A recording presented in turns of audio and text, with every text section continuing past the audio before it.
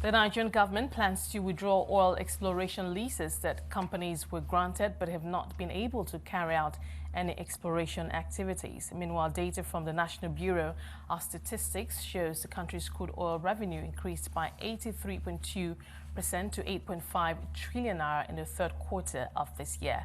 Oyeyemi Oke, partner at AO2 Law, joins me now to unpack these and more. Oyeyemi, thank you for joining us today. Thank you, Esther. Good afternoon. Good afternoon. Let's start with this exploration leases or licenses. Now, of course, we know that, of course,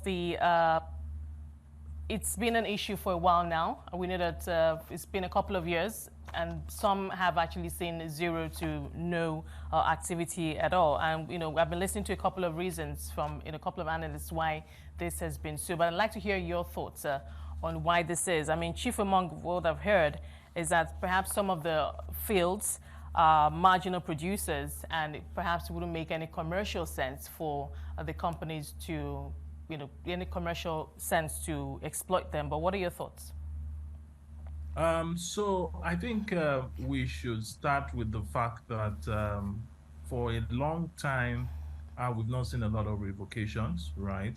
Up until 2020. The revocations perhaps we've seen in the industry have been in pockets, right? Unlike what happened in 2020, where the erstwhile Department of Petroleum Resources revoked quite a number of assets, and that actually were marginal fields, or those were actually marginal fields, right, in 2020. Now, the announcement by the Nigerian Upstream Regulatory Commission is in tandem with the powers which the Commission has under the Petroleum Industry Act, specifically between the provisions of sections 96 to 99 of the Petroleum Industry Act. They have the powers to make recommendations to the Minister for revocation of licenses or leases, depending on the type of concession that is being granted. Now, how relevant is this to the conversation, right? I think the thing we should bear in mind is that government wants to increase reserves. There's a desire to ensure that revenues continue to go up, particularly looking at the economic outlook, at least even for the next year, which would see significant government spending for recurrent expenditure and perhaps taking loans. So the decision to say that, the decision by the Commission to say unused licenses or unexploited licenses will be revoked, as far as I'm concerned, right, is a step in the right direction.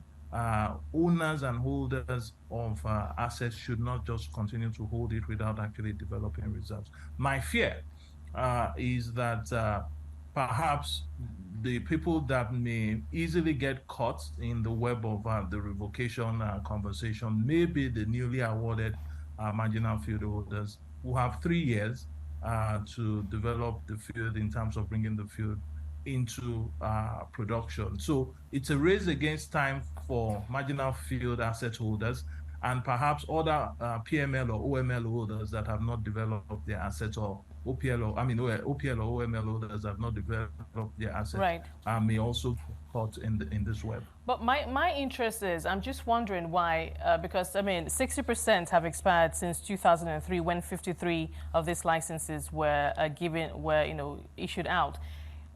Perhaps we should dig deeper into the reasons why many have remained idle. And if the government, the regulator, were to take these licenses off them, is there going to be a rush? Will companies be lining up at the door for these licenses? Because I say this because, obviously there are reasons why these licenses have remained idle. Perhaps let's better understand what those issues are. Okay. Historically, what has happened, particularly with marginal fields, is that one, because of the marginal production from the assets, sometimes some of those fields are not economically viable. The second will be sourcing of funds, financing.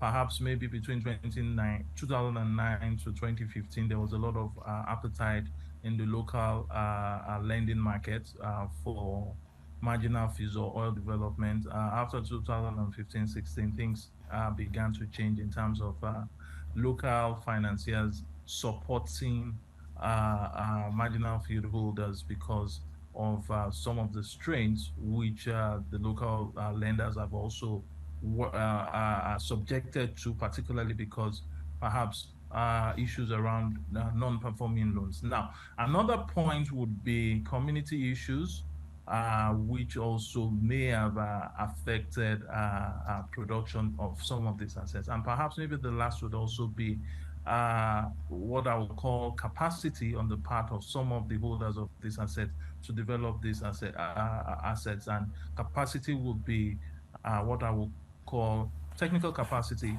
financial capacity, and sometimes I would say mental capacity in order to also understand the dynamics of the oil and gas business. You cannot continue to hold on to assets. You have to look for either technical partners that can actually develop the asset if you're an asset holder, Right. or you also farm out for the purpose of ensuring that development is done. I guess maybe in the coming weeks or so, more details will emerge in terms of what is the bigger problem here. Is it technical? Is it financial?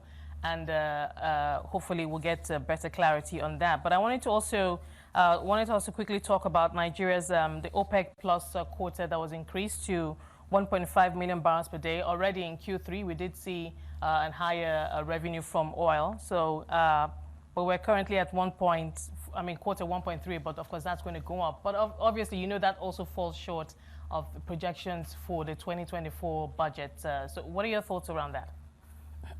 I think it's good. If you recall, I think sometime in July before the November meeting, the intention for Nigeria was to have a quota of about 1.7.